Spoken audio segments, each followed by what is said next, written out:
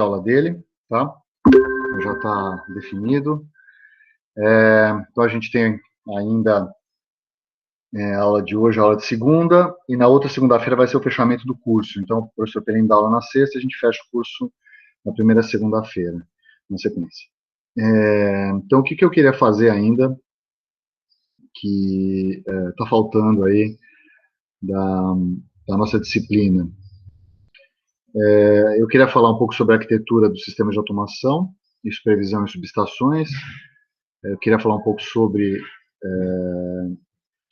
perspectivas futuras aí com os novos working groups do I3E e novos equipamentos que estão sendo desenvolvidos para automação de subestações. E eu queria reservar, talvez, acho que a aula que vem eu consigo fazer isso, eu queria falar sobre automação de distribuição, porque eu falei bastante sobre rede básica e sistema interligado, que é o foco mesmo da disciplina, quer dizer, onde se encontra mais fortemente a automação, controle, supervisão.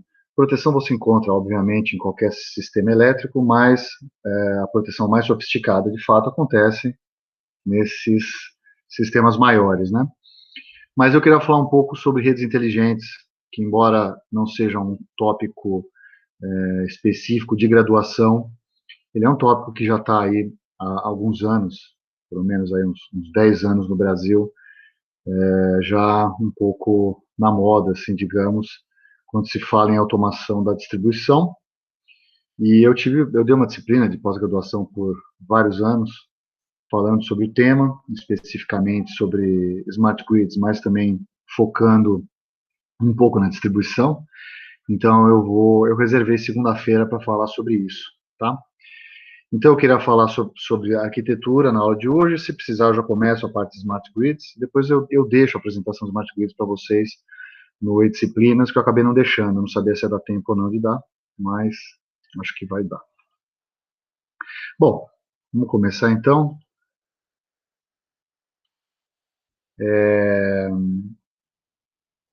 Como eu falei, né, já na aula passada, isso aqui é só um resumo, né, quer dizer, as duas grandes, os dois grandes paradigmas aí, os dois grandes marcos na automação como a gente conhece hoje, foram o desenvolvimento dos dispositivos eletrônicos inteligentes, que naturalmente iria acontecer porque a eletrônica digital vem já permeando as soluções dos sistemas elétricos há vários anos, né? Quer dizer, desde a primeira instalação da primeira UTR, no começo da década de 70 até agora, né? E, obviamente, são equipamentos extremamente sofisticados, com bastante capacidade computacional, que podem englobar as funções acessórias da subestação, né? Que são medição, controle, supervisão, registro de eventos, oscilografia, etc., a função de proteção, que é a função, de fato, importante para manter a integridade física dos ativos e manter o sistema funcionando, né? Isso, obviamente, ia acontecer, né, porque é uma evolução natural dos IEDs, né? Agora, a norma IEC 6850, ela veio como uma solicitação dos agentes, muito mais do que os fabricantes, porque ela resolve um problema que está mais relacionado com o projeto, a implantação e a manutenção das soluções de automação, proteção e controle. Então, e além disso também, ampliação, né? Quer dizer, a 6850, ela permite que você faça soluções que abstraiam o hardware, né, específico para aquilo ali, porque você modela os dados todos com base numa norma comum, e cada uma das funções de proteção é um desses modelos, né, cada uma das funções de automação também, então você, a rigor, pode substituir os seus equipamentos, embora a norma não preveja intercambiabilidade, ela prevê interoperabilidade. Né, na hora que você precisar de fazer alguma substituição, alguma coisa, você precisa, de fato, reconfigurar o sistema, mas é uma reconfiguração muito menor do que seria uma adaptação a um novo protocolo, por exemplo, né? Então, ela é impactante nesse aspecto. Quando você olha sobre, né, quando você pesquisa sobre a forma como as sociedades, por exemplo, a brasileira, a americana, a canadense, a europeia, desenvolve suas soluções de automação, proteção e controle, você vai ver similaridade do Brasil com a Europa, né? Normalmente, as concessionárias desses países, elas fazem licitações que envolvem o desenvolvimento do projeto e, fatalmente, isso resulta em subestações praticamente proprietárias, por assim dizer, né? Quer dizer, vão ter soluções com um único fabricante e tudo funciona muito bem assim, diferentemente do que acontece nos Estados Unidos e no Canadá, onde a compra, na verdade, não se compra o projeto ali, né? Tipicamente se faz o projeto, se compra os equipamentos, né? E depois a implementação do projeto depende dos engenheiros da própria empresa, né? É mais comum esse tipo de solução. Então, não estou aqui dizendo o que é melhor, né? São simplesmente situações diferentes, né? E ambas as situações elas são afetadas positivamente pela 61850, porque em ambas as situações você pode, por exemplo, fazer uma licitação, uma ampliação de uma subestação. No caso europeu, pode ser uma outra empresa a vencer a licitação e ela deve conseguir se comunicar com os equipamentos da subestação original. E no caso da solução, vamos dizer, do modelo americano e canadense, quando na hora que você faz o projeto, você já prevê essa possibilidade, né? Então, ela veio para resolver essas questões, né? Mas, de fato, assim, foi um momento crítico das subestações, do ponto de vista de disponibilidade de informações, né? E uma certa animosidade que existia na época para a troca dessas informações, tá? Então, são esses os dois principais marcos nos sistemas de automação de subestações, nos SAS modernos. Há alguns anos, quando houve o crescimento vertiginoso da China, aí, falando talvez uns 5, 6 anos atrás, eles comissionavam uma subestação por dia baseada nessa solução de IEDs com o protocolo 61850. Né? Obviamente, é uma sociedade que cresce muito e é uma sociedade muito grande em termos de pessoas. Né? Então, qualquer crescimento setorial é brutal perto do resto. Né? Então, uma subestação por dia, de fato, é algo assim inimaginável. Bom, a aplicação da norma e a utilização dos IEDs levam a uma arquitetura essencialmente distribuída para os sistemas de automação de subestações. E aí você pode utilizar intensivamente os serviços de comunicação, obviamente implementado em suítes que têm capacidade de operar dentro de ambientes que têm alta poluição eletromagnética, que é o caso das subestações. Dificilmente você vai usar os cabos ali metálicos, né? Você vai usar cabeamento óptico, né? E aí você resolve, né, o problema da interferência, né? Mas isso ele traz um benefício imediato, que é a redução no cabeamento de cobre, utilizado aí tanto para transferir os dados do TCs e TPs, como também para promover a abertura e fechamento de disjuntor, abertura e fechamento de chave, por aí vai. Né? A instalação dos diversos componentes dos sistemas de automação ela pode ser realizada de forma fisicamente mais centralizada. Isso aqui é um paradigma diferente do que é feito hoje, tá, pessoal? Quando se fala em centralização, parece que isso aqui vai no sentido contrário do IoT. O IoT é você pulverizar, né, a internet das coisas em tudo que você pode sensoriar e obter informações. Mas não significa que você esteja fazendo de forma diferente no setor elétrico, não é exatamente isso. Né? O que você vai fazer é dotar os equipamentos primários de sensores individualizados, cada equipamento tem o seu sensor, e esses sensores se comunicam com uma inteligência que também fica ligada nessa grande rede de comunicação, e essa sim ela pode ser centralizada. Você tem benefícios de centralizar essa inteligência, que eventualmente você pode retirar essa inteligência de dentro da subestação e levar ela para dentro do centro de controle. E o que representa isso de fato? Representa que você pode colocar essa inteligência dentro de uma sala climatizada, colocar tantas redundâncias quanto você achar necessário, deixar uma pessoa dedicada ali para verificar se ela está operando corretamente. E eu vou ainda mais além, né? Você pode, eventualmente, desenvolver as soluções de automação, proteção e controle que cabem à sua empresa, sem depender das propostas padronizadas das empresas que fabricam essas soluções, né? Então, de repente, você faz uma função de distância que não usa nenhuma daquelas zonas padronizadas, ou que você não precisa fazer nenhum ajuste específico para uma zona quadrilateral de um determinado fabricante para atender os seus requisitos, mas você simplesmente desenvolve a sua zona de proteção da função de distância, por exemplo, né?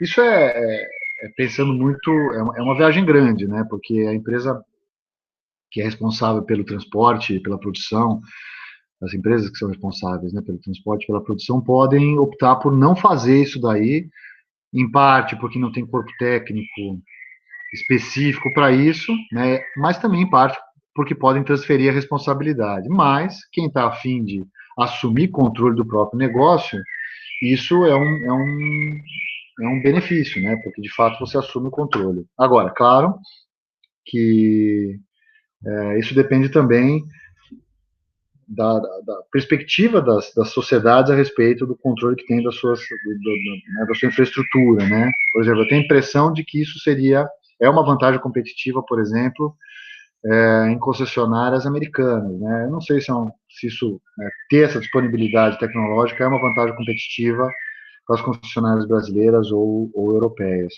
Eu vejo mais nesse sentido, né? Então, existem várias alternativas de arquitetura distintas, com o uso da 1850, né? Também com o uso do barramento de processo, que é aquela troca de informação entre os transformadores de instrumentação e os IEDs por meio de uma rede de comunicação. E existem soluções que foram advogadas por muitos anos e hoje têm caído em desuso, não por questões técnicas, mas mais por questões regulatórias. Então, eu vou falar um pouco sobre cada uma delas e apresentar cada uma dessas alternativas. Então, a arquitetura fisicamente centralizada, você tem todos os equipamentos do sistema de automação de subestações dentro da casa de controle, inclusive todos os dispositivos eletrônicos inteligentes que fazem interface com os equipamentos primários, né? Atualmente, essa interface ainda é feita por meio de fiação, tá? A vantagem dessa solução é a proximidade entre o ponto de controle do equipamento primário, né? Se você precisar fazer a abertura de um disjuntor, você fisicamente aperta um botão num IED, pode inclusive ser um botão em cima de um visor ali que é capacitivo, por exemplo. Você pode ter realmente um botão físico, tá? E aí você pode, inclusive, implementar dentro desses dispositivos sequências operativas sofisticadas, porque esses dispositivos têm essa capacidade, né? Quando você vai fazer a manobra, por exemplo, de um barramento, uma subestação de barra principal de transferência, você precisa respeitar aquela sequência que eu mostrei para vocês. Vão ter uma sequência de abertura e fechamento de chaves, abertura e fechamento de disjuntores e transferência da proteção que deve ser feita naquela sequência. Caso contrário, você coloca em risco a confiabilidade da subestação como um todo. E isso você pode disparar por meio de um botão, na interface de um IED, por exemplo, e ele executa todas as manobras na sequência que foi especificada em projeto, né? A desvantagem principal dessa arquitetura é que os cabos dos transformadores de instrumentação e também dos disjuntores, eles devem ser levados até a sala de controle. Então, se você não tem nenhum equipamento eletrônico ao lado do equipamento primário, você precisa levar os contatos desse equipamento primário para dentro da sala de controle. Isso pode não parecer uma coisa tão crítica quando você pensa em termos de subestações de distribuição, por exemplo, né, que ocupam áreas pequenas, mas você tem subestações aí que ocupam áreas enormes aí. Então, quer dizer, sei lá, tem subestações ali que tem 1 quilômetro quadrado, às vezes mais do que isso, né? Então, não, a quantidade de cabos que você leva dos equipamentos primários para a casa de controle pode ser algo realmente grande. Tem uma subestação da CETEP chamada Edgar de Souza, que foi digitalizada há alguns anos. Inclusive, houve um problema quando ela foi quando foi transferida, né, a proteção, o controle, a automação dos dispositivos eletromecânicos para os digitais, e produziu um desligamento de mais ou menos 30% das subestações de distribuição da cidade de São Paulo.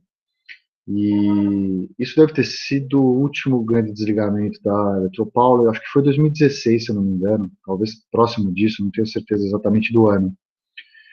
E o cabeamento secundário, né, quer dizer, todo o cabeamento que saía dos disjuntores em direção à casa de controle, que saía dos transformadores de instrumentação em direção à casa de controle, somados, tinham um custo para a CETEP de mais ou menos R$ 1 milhão. Tá? Você está falando de R$ 1 milhão de cabo de cobre, de bitola aí 2,5, 4, 6 milímetros quadrados. Né? Quer dizer, é bastante metragem desse componente. Tá?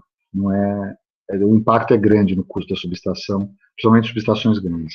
Tá? Para cada bay de linha, lembra do desenho do bay de linha? Então, que é a linha ligada no barramento, você tem duas chaves seccionadoras englobando o disjuntor, você tem o TC e o TP, eventualmente o TP pode estar na barra, mas dependendo do sistema, o TP está na linha. E aí você pode ter de 200 a 500 cabos de sinal ou controle por bay de linha. Né? Então, imagina, por exemplo, uma subestação que tem 10 bays de linha.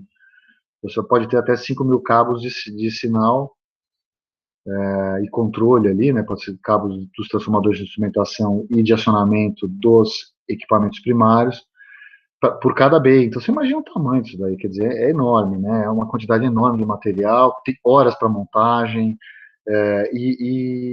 além disso, tem toda a questão da manutenção, né? De repente, você precisa fazer manutenção numa subestação como essa, ou você precisa identificar corretamente o cabo, eventualmente, se você precisar substituir, você vai se deparar com uma canaleta lotada de cabos, você precisa saber exatamente qual que você vai mexer, né? Não é uma tarefa fácil, tá? Para vocês terem uma ideia, não é fácil você mexer em cabeamento primário, né, quando você tem rede subterrânea. Quanto mais cabeamento de controle. Né, o cabeamento primário são 3, né, fase A, B e C. Agora, de controle são 500 por 200 a 500 ali por bay de linha. Né. Eu me recordo, assim que eu me formei, que fui trabalhar com Senja, a gente estava fazendo localizador de falta para distribuição, e a ideia era instalar nas subestações da Eletropaulo. E aí a gente foi conhecer a parte subterrânea da Eletropaulo, que atende o centro da cidade, que é diferente da rede subterrânea da Avenida Paulista. Né? A Avenida Paulista, ela é uma rede tipo mesh em baixa tensão, quer dizer, é um reticulado, já onde você pinga vários, um reticulado desse jeito. Eu acabei me instalando uma mesinha aqui, eu tenho que desenhar com mouse. Como se tivesse um reticulado aqui, e aí você vem aqui, pendura isso daqui, leva para carga, pendura no neutro aqui e leva a fase neutro para carga. Tá? Esse aqui é o neutro. Eu preciso pendurar o outro 220. Então vem aqui, ou 110, vem aqui e pendura o outro 220. Esse aqui é o reticulado. No centro é o networking. Tá?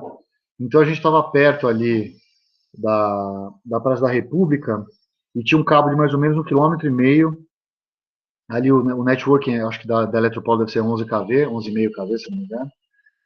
E eles estavam discutindo se eles iam deixar o cabo queimar para ver aonde estava saindo a fumaça para substituir o cabo, porque cada dia parado era não sei quanto de multa que eles precisavam pagar por não atendimento daquela região.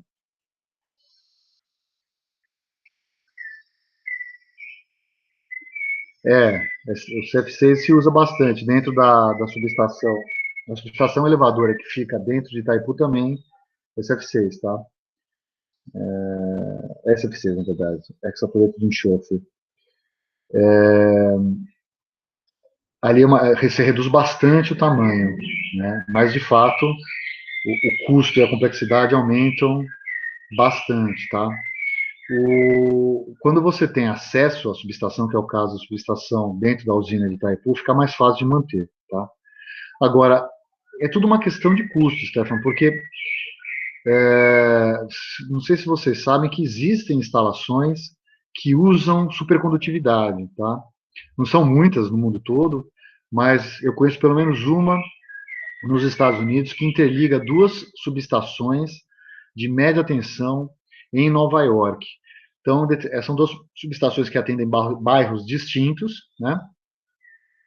E um bairro tem mais consumo durante o dia, e outro bairro tem mais consumo durante a noite. E aí era bom manobrar parte da energia de uma subestação para outra, da manhã para o dia e depois do dia para amanhã. Então você faz a manobra num horário e desfaz no outro horário. Só que aí você precisava instalar dois transformadores, né, um elevador e um abaixador enormes, e um trecho de linha de transmissão, mesmo que fosse subterrânea, você ia precisar, né, um trecho de linha com uma alta tensão elevada para fazer essa transferência, e eles optaram por utilizar supercondutor, né? Obviamente a vantagem desses supercondutores é que já é supercondutor de alta temperatura, que na verdade não é alta temperatura, modo de dizer, é aquele que pode ser resfriado com nitrogênio líquido, né? E aí eles refrigeram e conseguem transferir carga com baixíssima resistência no nível de tensão de média, né? Mas também é um custo operacional absurdo, mas tem um retorno do investimento, né? É mais barato do que você comprar os dois transformadores e fazer a rede subterrânea. E botar embaixo de templo que sabe que não vai construir, né? Então não vai impactar na subestação. Quer dizer, ninguém vai furar aquilo ali.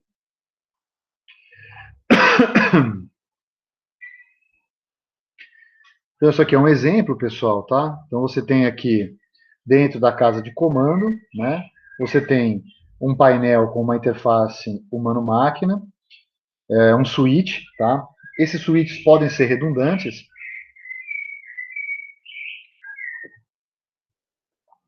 mas o principal é que eles sejam de nível 3, para permitir a troca de informações por meio de mensagens GUSE, priorizando essas mensagens. É claro que numa subestação de pequeno porte, priorizar a mensagem GUSE não vai ter impacto nenhum, tá? Quer dizer, não vai ser, você não vai deixar de operar corretamente uma subestação, mesmo que você não consiga priorizar adequadamente as mensagens, porque os switches, sei lá, com 16 portas que operam com gigabit, têm capacidade de processamento de gigabit vezes 16.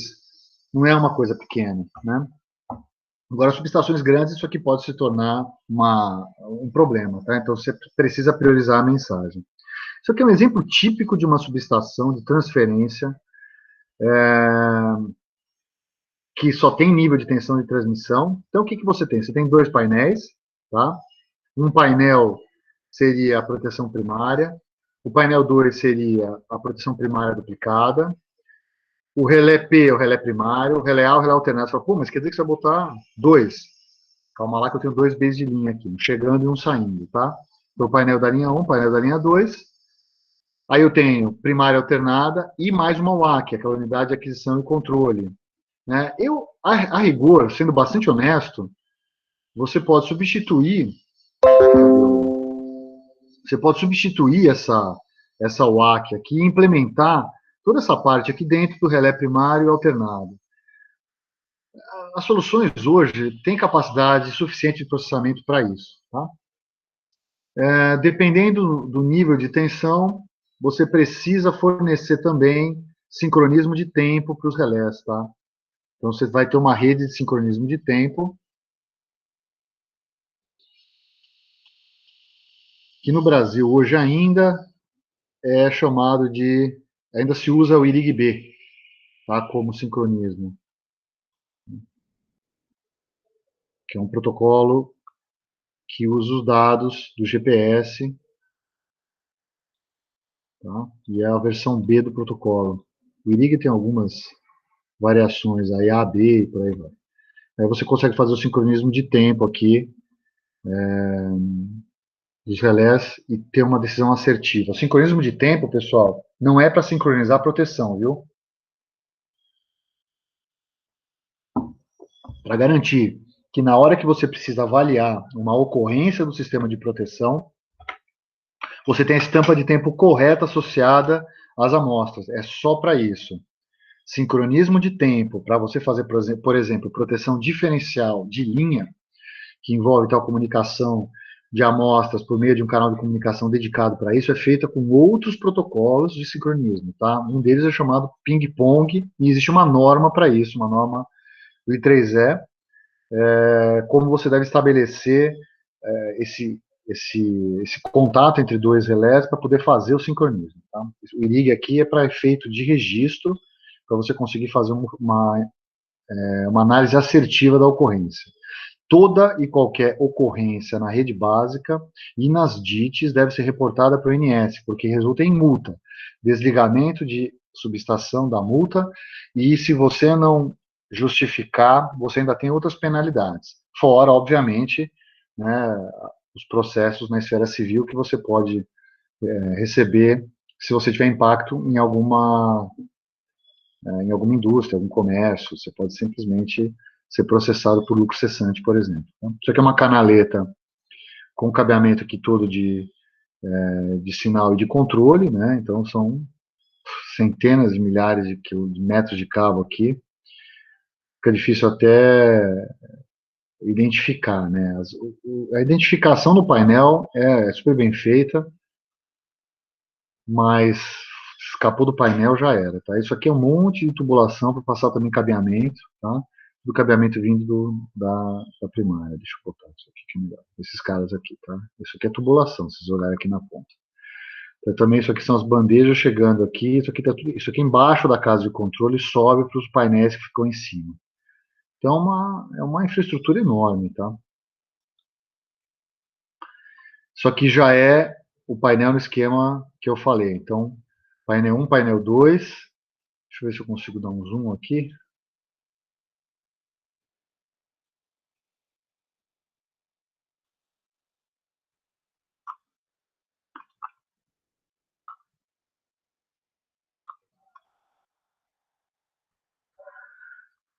Olha, isso aqui deve ser usina de geração. Isso aqui, se eu não me engano, aqui está me parecendo sincronoscópio, tá? Isso aqui é medição, acho que ainda é medição analógica, esses caras aqui, tá? Isso aqui é um relé, deve ser um relé de sincronismo esse aqui, viu? Tá me cheirando a isso.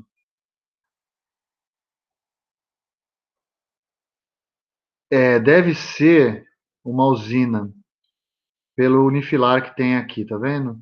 Então tem uma barra, um transformador, duas chaves, o disjuntor aqui é o comando do disjuntor e vai embora a linha, tá? Então isso aqui deve ser. E aqui tem, esses dois aqui são as IHMs dentro da subestação, tá bom?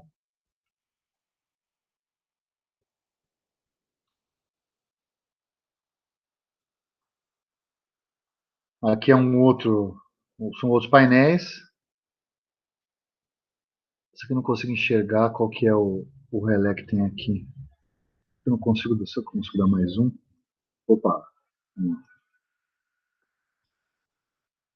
421. Isso aqui é relé de linha. Está escrito 421 aqui. O 21 é por causa da função de distância.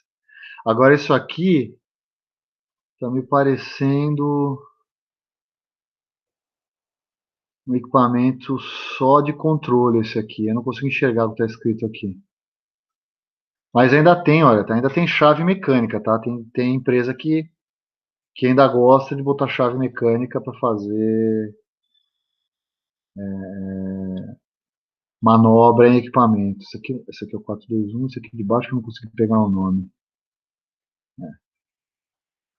Tá? Essa empresa, para quem não conhece, ela é uma empresa americana que foi fundada por um cara chamado Schweitzer. Ele era um professor da área de proteção que fez um dos primeiros. Acho que ele fez o primeiro relé de distância digital, começo da década de 90. E eles simplesmente detonaram a concorrência. Né?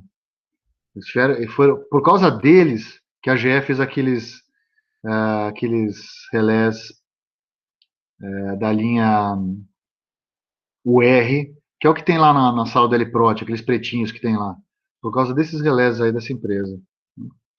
Então, foi a primeira solução digital comercial. O cara não tinha nada a perder, né? E hoje é uma empresa que fornece um monte de soluções aí bem interessantes. Todas elas, né? São todas empresas grandes, têm essa capacidade. Né? Então, isso aqui são painéis. Eu suponho que ainda tem relé estático aqui, viu? Isso aqui é tudo relé estático. Não dá para enxergar direito, mas o relé eletromecânico você vê umas telinhas de vidro. Relé digital você vê normalmente um painel aqui, um LCD ou algo do gênero. E relé estático é o meio termo. Não tem telinha de vidro, porque não tem nada eletromecânico para você olhar dentro, e não tem nenhum LCD, porque não tem nada digital. Isso deve ser tudo estático aqui.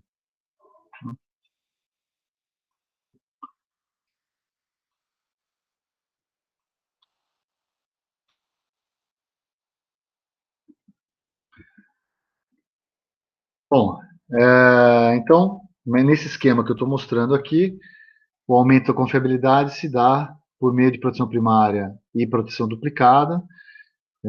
O principal é alternada. Lembrando que dentro de cada IED, você vai ter a proteção primária, você vai ter a proteção primária duplicada e você vai ter a proteção de retaguarda local. Na proteção alternada, a mesma coisa. Então, não é que uma proteção é a primária, a outra é a primária duplicada, não. Você tem todas as funções de proteção, provendo proteção primária duplicada e proteção de retaguarda, isso multiplicado por 2. Né? Em nível de tensão mais baixo, especialmente média tensão, que seria o nível de tensão das distribuidoras, você não vai ter isso daí. Você vai ter um IED por BEI, por saída de alimentador, né? E aí você vai ter, tipicamente, só proteção de sobrecorrente. Você dispensa até o uso do TP, porque TP custa caro, né? Nessa solução, a função de proteção, automação, supervisão, desculpa, automação, supervisão, controle e monitoramento é feito por uma unidade de aquisição e controle, que é chamado de controlador de BEI. Né? Essa solução ainda é vendida, as empresas ainda vendem controladores de BEI, muito embora, se você abrir a caixa, você vai ver o mesmo equipamento ali dentro. Né? O que muda especificamente? Muda o software que ele coloca dentro e a quantidade de entradas e saídas analógicas e digitais. É isso que vai mudar. Né? Se for um UR, que nem o da GE, que tem ali no Aliprot, ele tem uma estrutura muito parecida com um dos PLCs, né? Então, ele tem cartões, você vai lá e coloca mais cartões se você precisar de mais entradas e saídas digitais analógicas. E aí você simplesmente muda o firmware do processador, né? Então, inclusive, quando a gente fez uns testes, há alguns anos, para a Petrobras, a gente pegou todos os nossos IEDs, a gente tinha um IED de proteção de linha, outro de proteção de barra, um outro de proteção de transformador, e a gente precisava testar tudo proteção de feeder, né? E aí a GE forneceu para a gente o firmware de proteção de feeder de todos. A gente simplesmente mudou o firmware de todo mundo para proteção de alimentador, né, de feeder, e depois a gente voltou para o firmware original. Tá? Bom, o que você tem de função alocada no controlador de BEI? Medição indicativa, então você pode olhar no painel, no próprio painel ali no sinótico ou no LCD do equipamento, dados, né, a potência ativa, potência reativa, tensão, fator de potência, esse tipo de coisa. Você pode ter comandos manuais de abertura e fechamento de seccionadoras e disjuntor com os intertravamentos, né? Quer dizer, você não consegue abrir uma seccionadora se o disjuntor não abriu, que são as lógicas de intertravamento, né, que estão aí na sequência. Ele faz chaveamento automático sequencial. Se você fizer a solicitação via interface localmente ali na casa de controle da subestação ou remotamente via canal de comunicação. Ele pode, se você estiver fazendo controle de transformador, ele pode ter o controle do tap changer do transformador. Eventualmente, se for uma usina, você pode ter controle de tensão de velocidade ali associado. Ele pode fazer corte seletivo de carga, né? Então ele recebe uma sinalização. Se for subestação de grande porte, normalmente ela tem esse canal de entrada.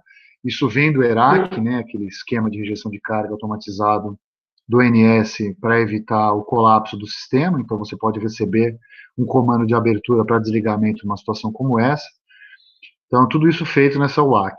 Né? Antigamente, você não incorporava as funções da WAC dentro de um IED, mesmo que o IED tivesse a disponibilidade de portas de entrada e saída analógicas e digitais, como a WAC, para não colocar em risco as funções de proteção. Né? É muito difícil para um programador estabelecer adequadamente qual a capacidade de processamento de um dispositivo como esse, até porque ele trabalha normalmente na base de interrupção de hardware, né?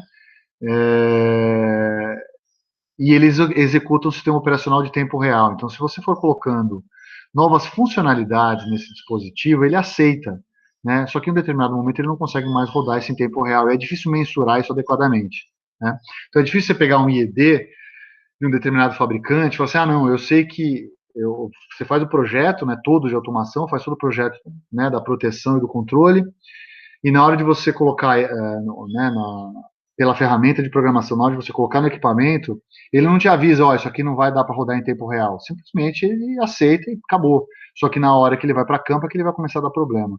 Então, é tendência dos fabricantes ter receio disso, né? Não sei quantos de vocês estão estagiando nessas grandes empresas, mas a maioria delas fala assim, não, a gente tem dois loops diferentes, tem um loop de automação que é diferente do loop de proteção, um roda em tempo real, o outro não roda, mas a prioridade é sempre interrupção de hardware. Há uma interrupção, o processo para, quando você captura a informação fornecida pelo hardware, você retorna com o seu processamento. Então não tem muito o que fazer, se você simplesmente solicitar mais processamento do que é possível, o equipamento vai abrir o bico, tá? Isso vale para todos, né? Atualmente é mais difícil, né? Porque você tem processadores muito mais capazes, né? Embora a inventividade humana seja infinita, né? Você pode fazer lógicas ali que lotem o processamento do mesmo jeito, né? Já que o controlador de bem então é responsável pela medição indicativa, ele também é conectado ao campo com os transformadores de instrumentação, só que ele usa os transformadores de medição, né? Enquanto os relés são conectados aos TCs de proteção. Como eu falei, o controlador de B ele pode ser eliminado por várias razões, inclusive porque os TCs hoje, se eles forem selecionados adequadamente, eles não chegam perto do joelho da curva, onde o erro é 10%. E eles têm uma resposta na região linear que atende aquele requisito de medição indicativa de 0,3% de precisão, né? E aqui é a questão da lógica que eu já falei, né? Você deve conseguir processar tudo até chegar à próxima amostra de proteção para atuar adequadamente. Tem uma figura aqui, que é o padrão, tá? Vamos descrever essa figura, quer dizer, você pode ter vários painéis, esses painéis aqui, eles vão ser responsáveis pela proteção de um equipamento, esse equipamento pode ser um equipamento contido dentro da subestação, um equipamento que engloba duas subestações, como, por exemplo, uma linha de transmissão, né? Esses equipamentos se conectam com TCs e TPs convencionais, eles se conectam com os equipamentos primários, fazendo a produção primária, a produção alternada, né, o relé principal, o relé alternado, com a unidade de aquisição e controle. A depender do tamanho da subestação, você precisa fazer uma rede de switches, né? Então você vai ter ali os switches se conectando. Eventualmente existe redundância, né? Essa redundância, existem dois protocolos hoje aceitos para redundância de comunicação, é o PRP e o HS. Ai, caramba, esqueci o outro agora. Bom, esqueci, depois se eu lembrar eu falo até o final da aula. São os dois protocolos aí de redundância de comunicação que permitem tratar informações que vêm por canais duplicados, sem considerar que é um erro de comunicação. E aí você tem a IHM na mesma rede, né? Aí você pode ter um gateway convertendo as informações do protocolo 61850 para o 60870, que é o protocolo, ou para o DNP3, se bem que o DNP3 não consegue encapsular a informação 1850, o contrário acontece. E aí enviando essas informações para o centro de operação, tá? No final das contas, dentro do centro de operação, você tem uma reprodução da IHM local, né? Ali você consegue fazer, você tem praticamente a mesma tela, né? A única coisa é que o operador, ele tem a mesma tela de várias subestações que ele controla simultaneamente, né? Então, a figura mostra esses equipamentos, esses componentes do sistema são interligados através dessa rede local. Você pode ter, então, a conexão redundante. Tipicamente, isso demanda que o IED tenha duas portas Ethernet. Você pode operar em modo failover, quer dizer, falhou a outra, assume. mas com os novos protocolos de redundância de rede, não é mais failover, tá? A informação ela é duplicada efetivamente, e é o protocolo que sabe descartar a informação duplicada, né?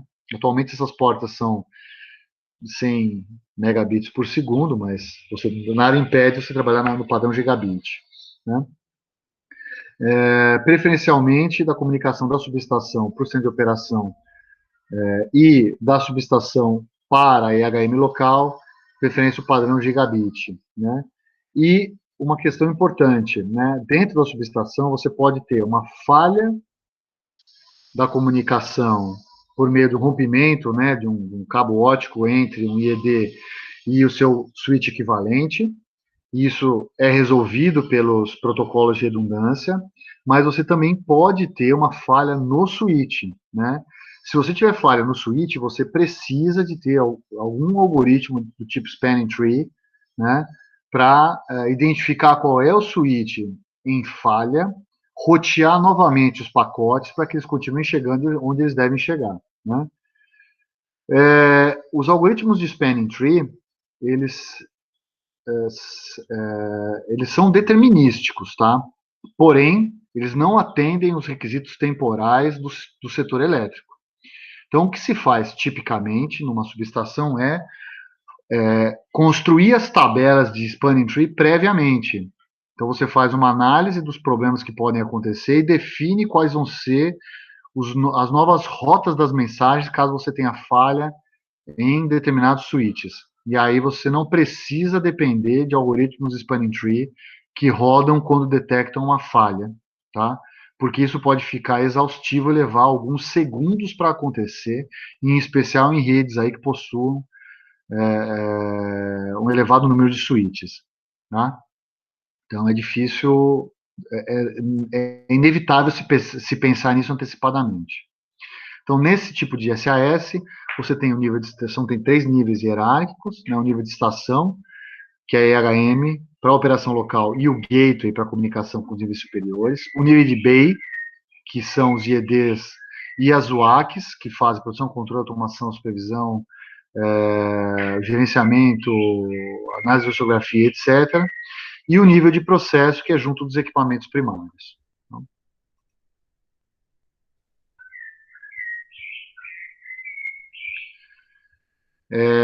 Essa aqui é uma conexão em anel, mas você pode conectar os switches em duplo anel, e aí você faz a redundância, você garante fisicamente que se você perder uma rede, fisicamente perder uma rede, né, quer dizer, você tem um seccionamento porque alguém furou ali onde não devia, você tem uma outra rede passando por outro lugar, tá? Aí depende um pouco de análise de confiabilidade. É mais ou menos como estudar, como fazer análise de confiabilidade em subestação de transmissão. É sempre uma questão de análise de custo, faça o tipo de solução que existe. Tá? O PRP já permite que você utilize o mesmo equipamento e duplique porta, por exemplo. Né? Então, você não vai duplicar a rede, não vai duplicar equipamento, desculpa, você vai duplicar porta, vai duplicar a rede, mas não vai duplicar equipamento. Se você tiver os algoritmos de spanning tree funcionando adequadamente e as árvores de spanning tree, pelo menos aquelas que atendem a um modo de falha primário, quer dizer, falha de um equipamento só, já definidas, você consegue rapidamente rerotear as mensagens sem perder confiabilidade. Tá? Bom, uma outra arquitetura é a arquitetura fisicamente descentralizada. Nesse caso, a ideia é eliminar a casa de controle e levar os IEDs, né, tanto os relés de proteção quanto as unidades de aquisição e controle, junto dos equipamentos primários, instalados em painéis. Esses painéis são abrigados, porém no pátio da subestação. Tá? Você consegue reduzir bastante a quantidade de cobre utilizado nessa solução. Não é o número de cabos, mas é o tamanho desses cabos efetivamente, porque você vai colocar as unidades dentro no pátio, né? Não vai ter mais a casa de controle. E aí você usa simplesmente uma rede Ethernet para interconectar todo mundo e levar até a casa de controle, onde você vai ter IHM, os switches, o sincronizador de tempo e por aí vai. Né? No caso, a perda de comunicação entre esses painéis, que abrigam, então, os IEDs e as UACs próximo a cada um dos equipamentos primários. Não vai impactar a proteção, porque você ainda tem o cabeamento de cobre feito entre as unidades e o equipamento primário, né? Ela impacta, na verdade, o report do que aconteceu, né? Mas o automatismo, etc., pode ser prejudicado porque você precisa da comunicação, tá? Então, isso foi... Deixa eu ver se eu pego aqui uma foto antes de falar sobre a estrutura, mas ó, isso aqui é um exemplo, tá? Você tem um pequeno painel próximo ao equipamento primário. Aqui você tem a unidade principal, a unidade alternada de proteção, e você faz a comunicação via cabeamento de cobre e via fibra ótica, uma para casa de controle e a outra para o equipamento primário, né? E reduz, então, a distância elétrica e todos os problemas decorrentes de distância elétrica, inclusive o problema de saturação de TC, né? Então, ao invés de você ter... Vamos voltar no desenho que estava aqui.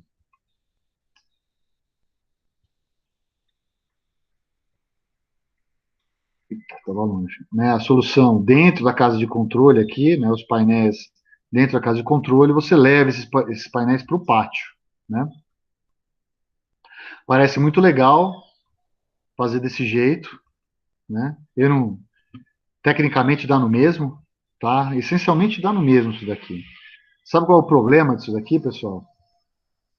O problema disso daqui é que se você coloca no pátio, você não pode... Isso, HSR, César, obrigado. Eu demorei para olhar o...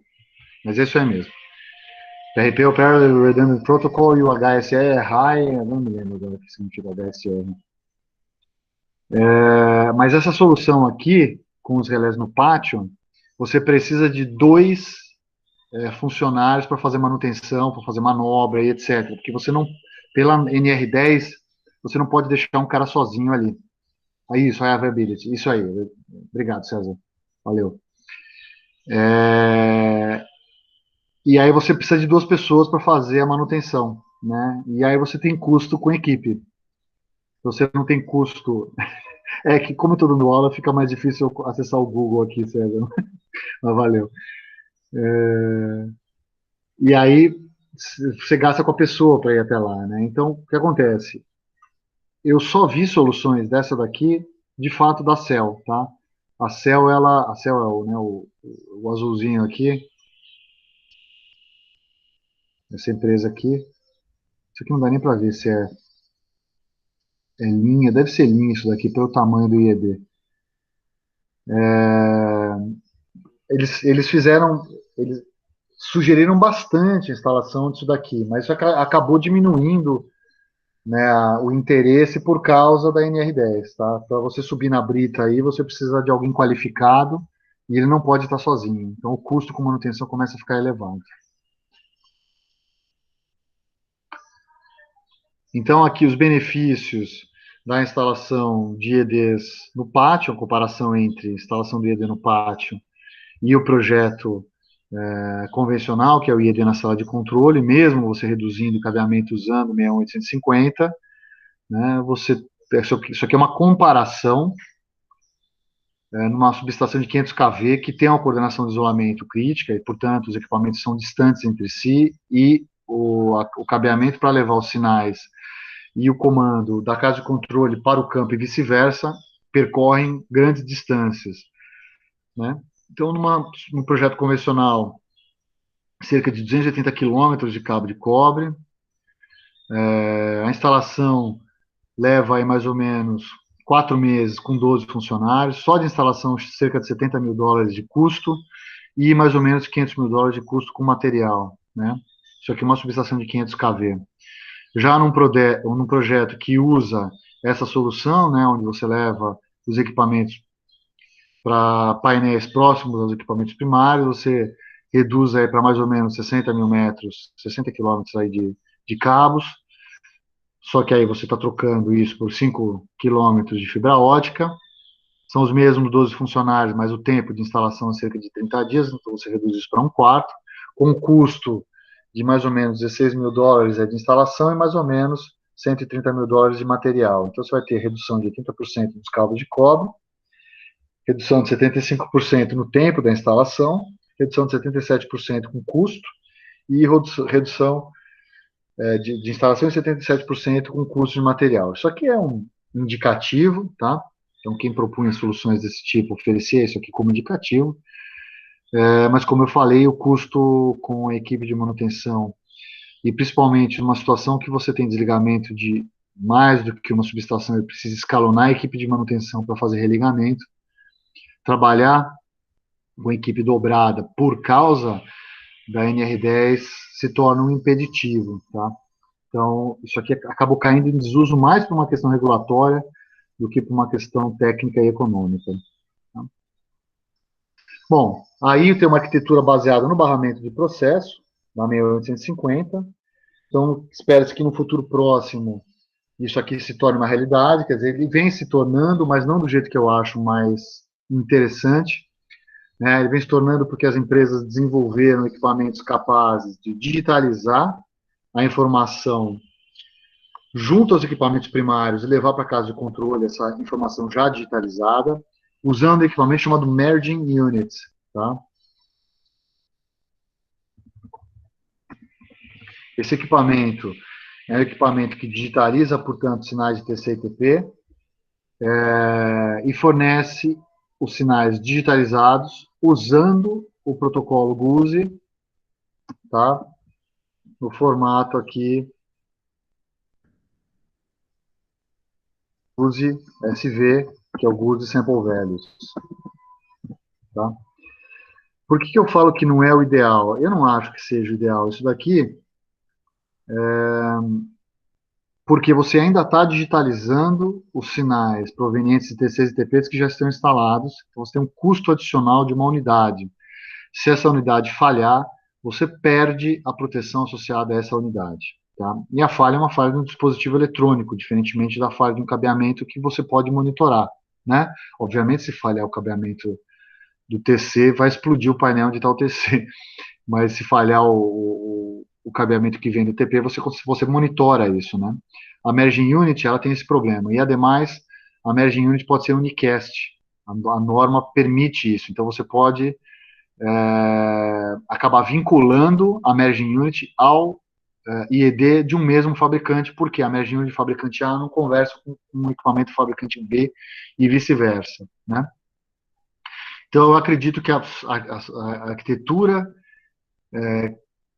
que vai se tornar uma realidade, pelo menos nos níveis de tensão mais altos, vão ser TCs e TPs óticos, fornecendo já informações digitalizadas num GUS SV do tipo multicast.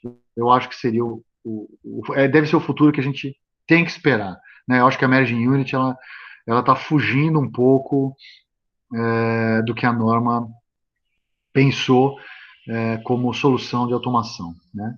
Então, essa arquitetura que eu falei considera o uso de TPs e TCs não convencionais. E a digitalização é feita no próprio transformador de instrumentação. Um TC e um TP ótico já tem uma eletrônica associada, né, porque ele precisa tomar uma decisão a respeito do sinal ótico que foi modificado pela interferência com o sinal elétrico. É assim que você mede, né, tensão e corrente. A interferência entre o sinal óptico emitido e o sinal óptico refletido, que te indica o quanto você tem de tensão e quanto você tem de corrente no ponto de medição. Né? E aí, nesse caso, como você já tem eletrônica associada, você simplesmente empacota a informação que você obteve por meio da sua eletrônica usando o formato previsto pela 61850. Né? Isso se chama barramento de processo. Né? Então, o desenho é um pouco diferente, você mantém os relés e, na verdade, os painéis, né, de automação, produção, controle, supervisão e etc., dentro da casa de controle. Esses painéis vão ter equipamentos que não têm mais entradas analógicas, eles vão ter só entradas e saídas via canal de comunicação, ou seja, são entradas e saídas seriais para uma rede Ethernet, né, ou qualquer outro tipo de rede, se você tiver uma rede mais sofisticada no futuro, né. Aí você tem as Merging Units no barramento, no pátio, né, no processo. Bom, o que eu vejo numa solução como essa daqui? a segregação entre a medição e a proteção. Isso vai fazer, naturalmente, ou isso vem fazendo, naturalmente com que as merging units ou a eletrônica associada à medição tenha alguma inteligência, né? Você precisa ter inteligência aqui.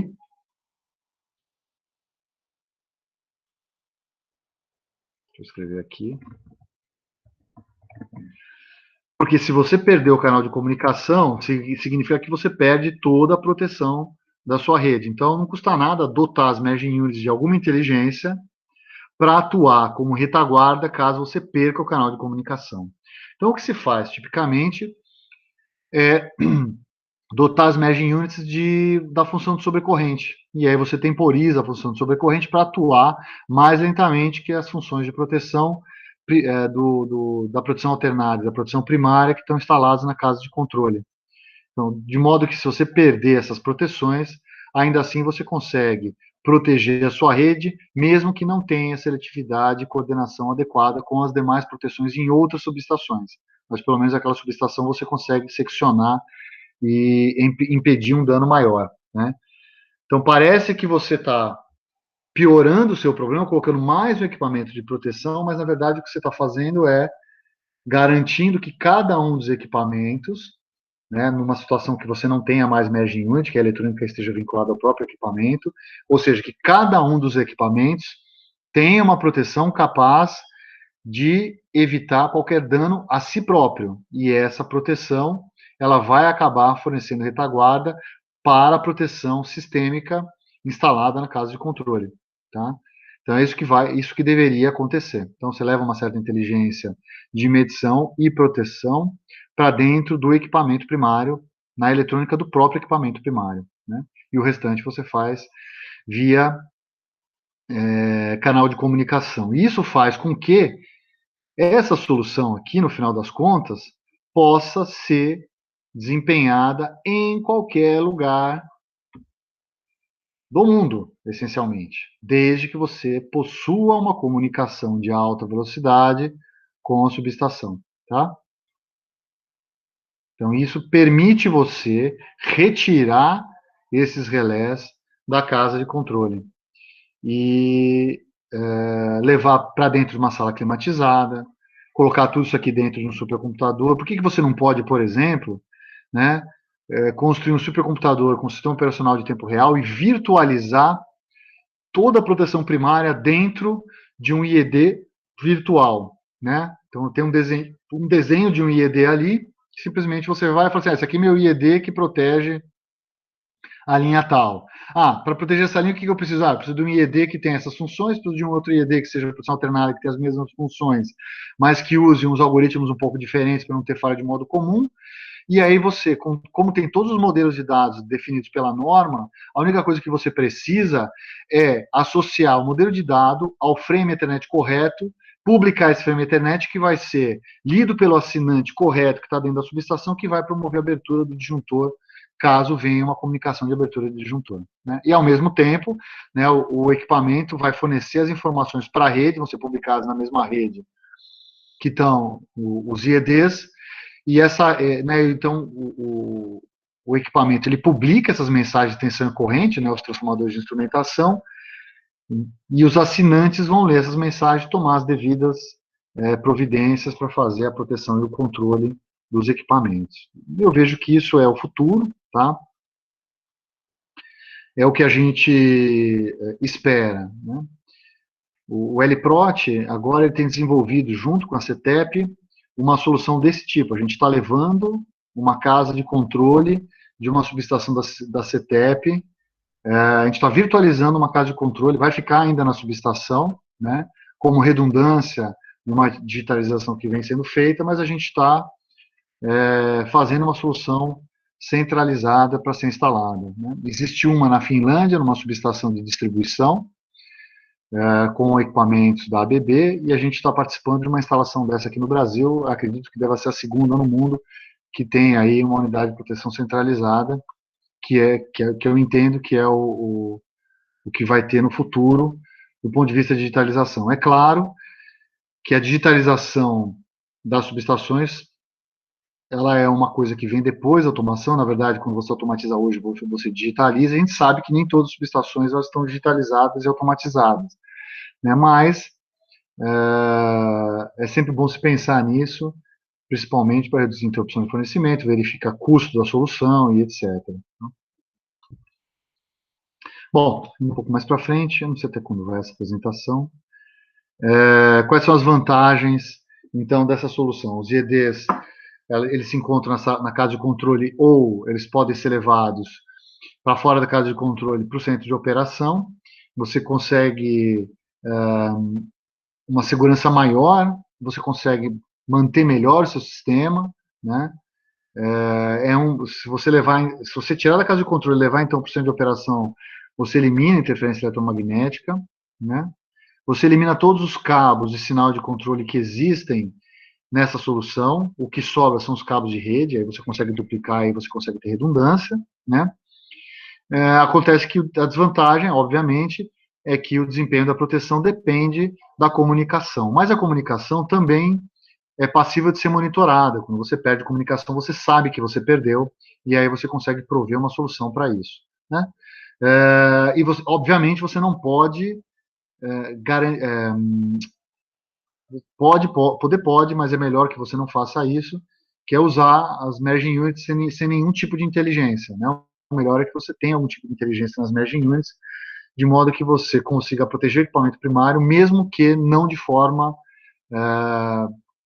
bem seletiva e coordenada com as demais proteções, mas pelo menos que você consiga desligar ou eliminar uma corrente de curto-circuito passante num meio de linha pela abertura de um disjuntor, mesmo que você não receba um sinal pela sua rede de comunicação, porque aquela rede ficou indisponível momentaneamente. Tá?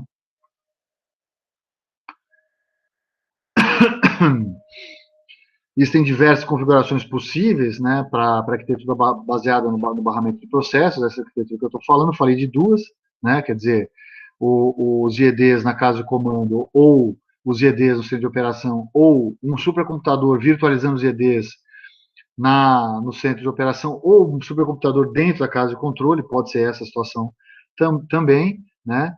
Mas, obviamente, isso tudo tem que ser avaliado considerando agora o gargalo, que é a comunicação. Então, você precisa ver a questão de confiabilidade e a carga computacional dos switches, né? Porque quando você fala que um switch ele atende uma rede gigabit e tem 16 portas, ele tem que ser capaz de processar essa informação com 16 gigabits de velocidade, que é a velocidade de comunicação multiplicada pelo número de portas. Né? Então, eventualmente, você tem switches bastante sofisticados para fazer desempenhar essa função, tá? E numa rede que tem muitos IEDs, você consegue rapidamente saturar os canais de comunicação, tá? Numa rede, por exemplo, de 100 megabits com cerca de uns 2.000 IEDs, você vai saturar 100 megabits de comunicação nessa rede, se você tiver um evento que envolva uns 10, 15 uns 10, 15 IEDs num curto-circuito. Tá?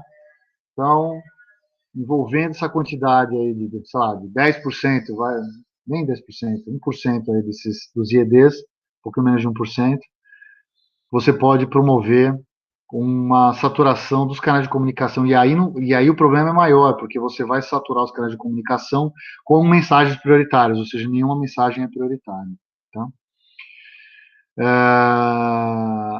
Obviamente, você vai ter etapas intermediárias para avaliação e validação dessas arquiteturas, né? E eu vou falar sobre algumas das configurações possíveis, né? Então, uma configuração é o uso de transformadores não convencionais operando no barramento do processo. A comunicação usa o caráter unicast da mensagem SV. Então, você tem lá os equipamentos ainda convencionais, né, controlados através de fiação de cobre.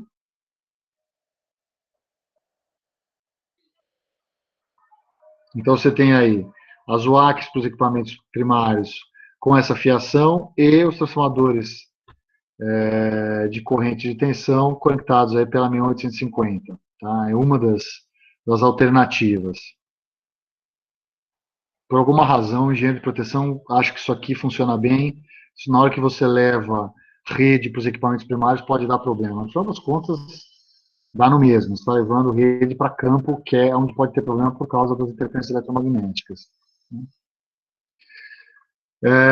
No segundo passo, você tem os disjuntores e seccionadoras com dispositivos de acionamento equipado com interface de comunicação internet, quer dizer, aí você consegue fazer toda a operação usando, né, o 6850 e GUS e sample velhos, e aí você tem tanto SV quanto GUS convencional para captura de informações da subestação e manobra nos equipamentos, né? Então, isso aqui seria a segunda forma de se fazer. Aí o Station Bus seria com os equipamentos na casa de controle, o Process Bus, aqui com os switches perto dos equipamentos primários. E uma configuração C que eu acho mais interessante, que não tem separação entre o Station Bus e o Process Bus. E aí você tem todos os dados trafegando na rede da subestação, né? Como se você tivesse os switches todos interligando todo mundo, tá? Bom, a questão dessa troca de informações, ela está muito mais relacionada com a capacidade de processamento do que efetivamente com o arranjo físico dos equipamentos, né? Então, se você precisa, por exemplo, segregar sample values da IHM, você faz isso usando essas virtual LANs, né? Você cria uma rede virtual e segrega as informações dessa maneira. Porque aí o próprio switch fica responsável por impedir que a informação, por exemplo, o GUS SV do painel tal, vá parar nos equipamentos do outro painel, por exemplo. Não faz sentido isso. Você vai segregar virtualmente por meio de redes virtuais. Porque aí você economiza nos switches e além disso, você não fica trafegando mensagem própria em rede que não tem não faz o menor sentido. Né? Você fala, essa mensagem aqui só vai trafegar nas portas tais, por exemplo, que é onde estão ligados os equipamentos que fazem a proteção dessa parte da rede elétrica. Né? Então você consegue confinar as mensagens dessa maneira, que é um jeito, inclusive, de manter segurança. Tá? Mas no final das contas, o que é interessante mostrar nesses arranjos todos é que a 61850 ela chegou de fininho. Né? O primeiro nome dela, inclusive, era o nome de uma norma para comunicação, para automação de subestações. Né? Só que quem pensou nessa norma, obviamente, conhecia muito bem sobre comunicação. E ele sabia que a mensagem GUSE pode, inclusive, trafegar em rede promíscua. Tá? Ela pode trafegar na internet convencional. Isso tranquilamente, porque você vai ter um IP associado ao equipamento e ele vai publicar aquela mensagem. Se ela vai chegar mais rapidamente no equipamento que deveria chegar, isso depende de uma série de fatores, inclusive do arranjo lógico de mensagem dos switches por onde essa mensagem vai passar, que aí vai passar por múltiplas empresas, que são empresas que fornecem essa comunicação. Tá? Mas, o que eu quero dizer com isso é que quem pensou nessa solução foi bastante ousado, porque sabia que as empresas queriam, né, queriam criar uma reserva de mercado para oferecer soluções, assim, poder vender suas soluções com marketing mais agressivo, né, tentando segregar, né, a sua solução ou elitizar a sua solução para cobrar mais, quer dizer, e a norma veio para desmoronar tudo isso daí. Quer dizer, você não, onde pode, quer dizer, na hora que você está numa rede, né, onde você pode levar esses caras aqui, onde você quiser. Né? Na hora que você está numa rede, você leva isso aqui para onde você bem entender. Não precisa estar fisicamente na subestação. Né? Então, nem os switches, inclusive. Né? Quer dizer, simplesmente você precisa chegar a uma rede ótica lá que vai conectar em fibra ótica os equipamentos primários. Né? Quer dizer, então você está abstraindo a infraestrutura de comunicação e, ao mesmo tempo, abstraindo fisicamente a posição dos relés. Quer dizer, isso não importa mais onde eles estão, né? Desde que você garanta a comunicação. Agora, essa comunicação pode falhar dentro da subestação e pode falhar fora da subestação. Né? Quer dizer, isso pode acontecer. E você precisa estar preparado para isso. É por isso que você não vai deixar de ter, junto dos equipamentos primários, uma certa inteligência capaz de evitar que o equipamento se danifique quando você tem uma corrente de curto-circuito elevada. Né? Então, você vai ter uma pequena inteligência ali, que não precisa se comunicar com ninguém. E a gente vai estar disposto a ter um certo atraso ou uma certa indisponibilidade por atuação pouco seletiva para não perder o equipamento. Né? É claro que você vai fazer de tudo para que a proteção opere rapidamente de forma seletiva, usando as funções implementadas e ajustadas na proteção principal e na proteção alternada. Mas os equipamentos primários, eles vão ser dotados de alguma inteligência. Tudo bem, pessoal? Bom, com relação à parte de automação, era isso que eu tinha para falar. Que horas são agora? São 2h25. Eu acho que eu vou encerrar por hoje, pessoal. Eu vou deixar a parte de redes inteligentes para a aula que vem, tá? Então, eu vou fazer o seguinte, eu vou deixar pronto para vocês, também para a aula que vem, segunda-feira, o enunciado do último exercício para vocês, que vai ser proteção de distância, tá? Então, vocês vão ter que ler tensão e corrente, calcular a impedância e fazer um ajuste de uma proteção de distância. Eu vou separar para vocês, pessoal, eu tenho os casos reais interessantes, tá? De uma rede de 500 kV, de uma concessionária brasileira. Eu vou separar aí mais ou menos uns 3, 4 casos, são 8 grupos no total, né? Acho que vai até H, os grupos da aula. Então, se eu tivesse 4 casos, seriam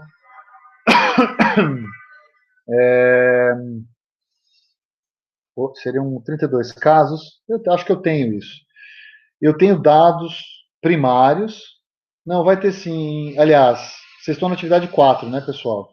Não vai ter, eu acho. Vai ser mais uma atividade, que essa atividade de produção de distância ficaria assim, Matheus. E eu vou fazer o seguinte, vou separar valores primários para vocês, só que eu tenho oscilografia, eu não tenho as informações dos relés, da função de proteção. E a oscilografia, ela foi feita meio sacana, tá? Eu não vou dizer qual foi o equipamento que fez, para não sacanear o fabricante. Mas vocês vão ter que usar uma função chamada resample do MATLAB. Tá? Vou escrever essa função aqui. Ou vocês vão ter que ajustar o Fourier, porque a frequência de amostragem é 2000 Hz. E 2000 Hz não é múltiplo de 60 Hz. Tá? Aí você fala, como é que eu implemento isso no Octave? Eu acho que não tem resample no Octave, tá, gente? Deixa eu dar uma procurada na internet aqui. Se tivesse, vocês vão ter que fazer carregar o pacote lá de processamento de sinais, lá o Signal. Mas eu acho que não tem, viu? Deixa eu ver aqui, ó.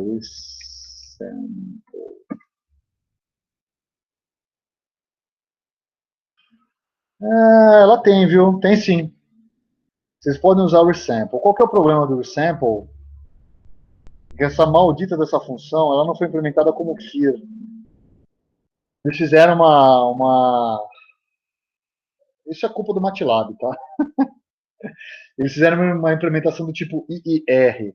Eles pegam uma grande janelona lá e admitem que você já conhece o futuro para fazer a implementação. Mas não esquenta com isso, não. Não entendi, César. Peraí, queria fazer a 5 primeiro. Como assim a 5 primeiro? Não entendi. Então, mas a 5 qual que é? A 5 vai ser a produção de distância, não é isso? A 4 vai a produção diferencial, não é? E eu não deixei 5 lá, deixa eu ver. Tô ficando louco então, peraí. Mas eu acho que eu deixei 4 só, né? Peraí.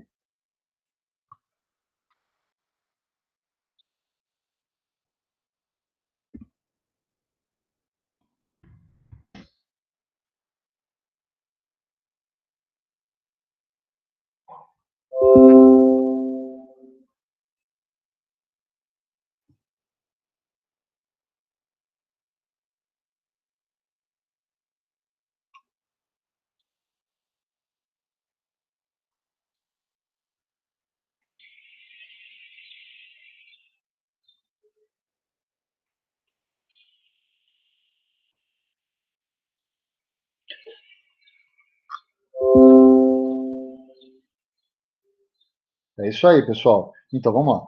A 4 é a proteção diferencial.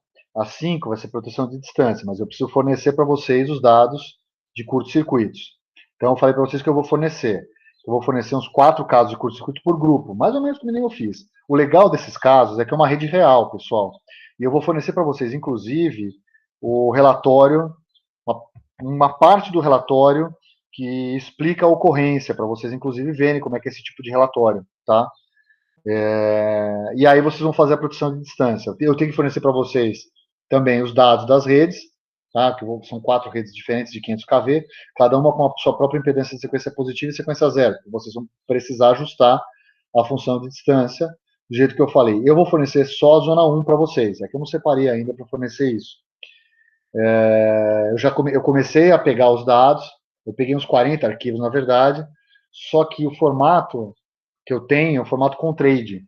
Tá? Contrade é um formato de saída típico de relé, é um formato que eu ainda preciso converter de modo que vocês consigam ler isso daqui. Tá? Então, eu acho que até segunda-feira eu resolvo isso. E aí eu deixo um tempinho a mais para vocês terminarem. Fica 5 atividades. Tá? Quantas eu vou descontar no final? Aí eu vou ver, eu faço uns ajustes de média e a gente conversa. Então, como é que vai acontecer? Segunda que vem, na segunda-feira, eu vou fazer uma aula sobre redes inteligentes e vou falar sobre a próxima atividade, que é a atividade 5.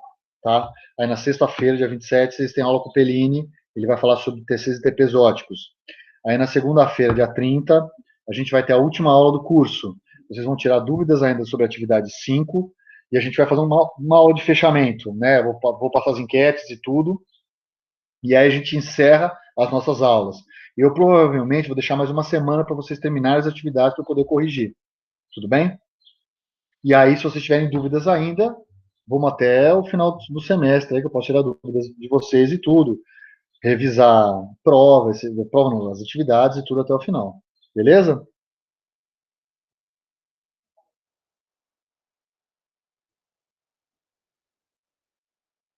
Isso aí, pessoal. Então, estão liberados aí. Bom fim de semana para todos. E falamos aí na segunda-feira. Valeu. Até mais, pessoal.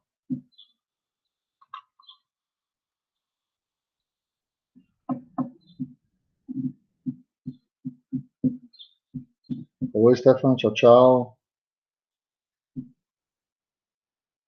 Bom fim de semana.